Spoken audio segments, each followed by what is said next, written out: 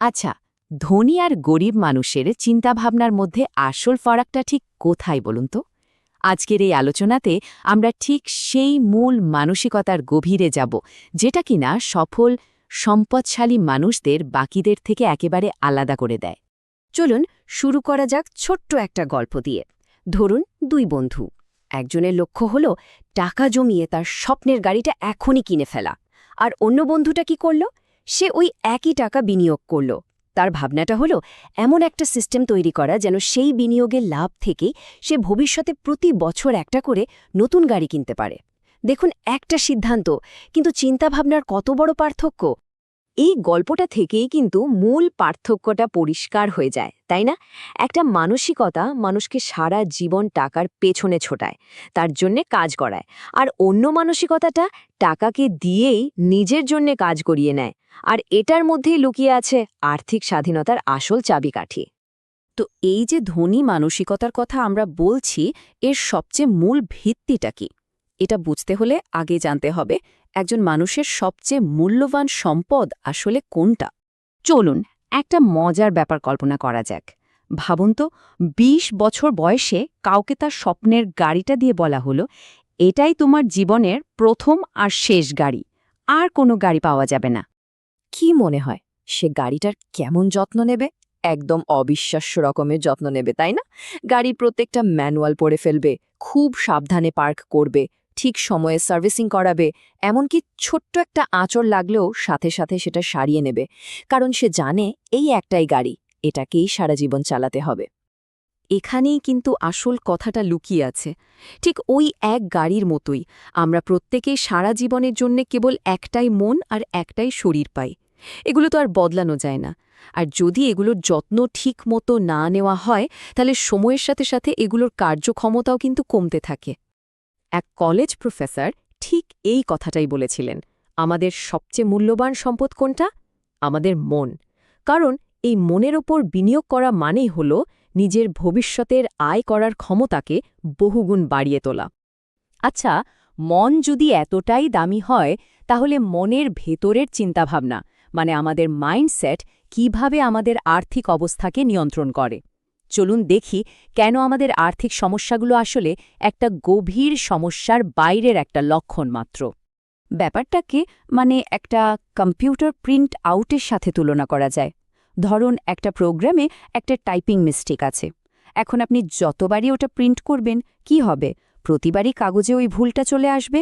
এখন আপনি যদি সেই কাগজের ওপর ইরেজার দিয়ে ঘষে ভুলটা মোছার চেষ্টা করেন, তাতে কি কোনো লাভ হবে? একদমই না। কারণ পরের বার প্রিন্ট করলে ভুলটা আবার ফিরে আসবে। আসল সমস্যাটা তো কাগজে না, আসল সমস্যাটা হলো ওই প্রোগ্রামের ভেতরে। আমাদের আর্থিক সমস্যাগুলো ঠিক ওই প্রিন্ট আউটের ভুলের মতো। ওটা আসলে মূল সমস্যা না, ওটা হলো ফলাফল। আসল সমস্যাটা হলো আমাদের ভেতরের প্রোগ্রাম, মানে আমাদের মানসিকতা বা মাইন্ডসেট। এর সবচেয়ে বড় প্রমাণ কি জানেন? লটারি বিজয়ীরা। একটা পরিসংখ্যানে দেখা গেছে ৭০%-এরও বেশি লটারি বিজয়ী কয়েক বছরের মধ্যেই তাদের সব টাকা হারিয়ে আবার আগের অবস্থায় ফিরে আসে। কারণটা খুব সহজ, তাই না? তারা হঠাৎ করে অনেক টাকা পেয়ে যায়, কিন্তু তাদের ভেতরের সেই পুরনো প্রোগ্রামটা, মানে দরিদ্র মানসিকতা, সেটা তো একই থেকে যায়। বেশ, সমস্যাটা তো বোঝা গেল, কিন্তু প্রশ্ন হল একজন পদক্ষেপ নিতে শুরু করবে কিভাবে, বিশেষ করে যখন কেরিয়ারের শুরুতে হাতে খুব বেশি টাকা পয়সা থাকে না।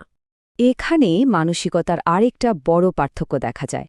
এক ধরনের মানসিকতা বলে আগে অনেক টাকা আসুক, তারপর বিনিয়োগ করা শুরু করব।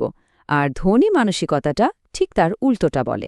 সে বলে অল্প টাকা দিয়েই আমি বিনিয়োগ আর অর্থ ব্যবস্থাপনা শুরু করব, তাহলেই দেখবে আরও টাকা আসতে শুরু করবে। আর এজন্যই প্রথমে নিজের জ্ঞানের উপর বিনিয়োগ করাটা এত জরুরি। ভেবে দেখুন, সাধারণ ফিক্সড ডিপোজিট হয়তো বছরে ৬% রিটার্ন দেয়, কিন্তু একটু জ্ঞান কাজে লাগিয়ে বিনিয়োগ করলে সে রিটার্নটা সহজেই ১২% হয়ে যেতে পারে। আর নিজের ব্যবসা বা স্টক মার্কেটের সঠিক জ্ঞান থাকলে তো ১৮% বা তারও বেশি রিটার্ন আসা সম্ভব।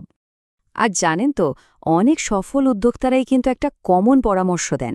আবার ৩০-৪০ বছর বয়সের অনেকেই একটা বিষয়ে খুব আফসোস করেন। জানেন সেটা কি? সেটা হলো তাদের বিষের কোঠায় থাকার সময়টায় টাকা পয়সার ম্যানেজমেন্ট নিয়ে কেন শিখলেন না, কেন তখন একটু হিসেব করে রিস্ক নিলেন না। এই আফসোসটা কিন্তু খুব কমন। কিন্তু এই যে ছোট ছোট পদক্ষেপ, ছোট ছোট জ্ঞান অর্জন, এগুলো কিভাবে একটা সময় গিয়ে বিশাল পরিবর্তনের রূপ নেয়, এর পেছনে কাজ করে প্রকৃতির এক অসাধারণ শক্তিশালী নিয়ম। আমরা কম্পাউন্ডিং বা চক্রবৃদ্ধির কথা শুনলেই শুধু টাকার কথা ভাবি, কিন্তু এই নিয়মটা জ্ঞান আর অভ্যাসের ক্ষেত্রেও সমানভাবে কাজ করে। ভাবতে অবাক লাগতে পারে, কিন্তু প্রতিদিন যদি কেউ নিজের মধ্যে মাত্র 0.01% উন্নতি করে, সেটা 1 বছর শেষে গিয়ে প্রায় 37 গুণ বেশি হয়ে দাঁড়ায়।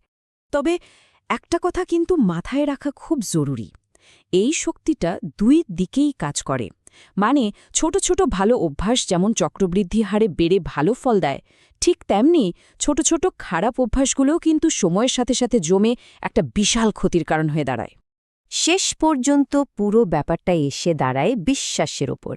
কারণ একজন মানুষ যদি মনে মনে বিশ্বাস করে সে ধনী হতে পারবে, অথবা যদি বিশ্বাস করে সে কখনোই ধনী হতে পারবে না, মজার ব্যাপার হলো দুই ক্ষেত্রেই সে কিন্তু সঠিক।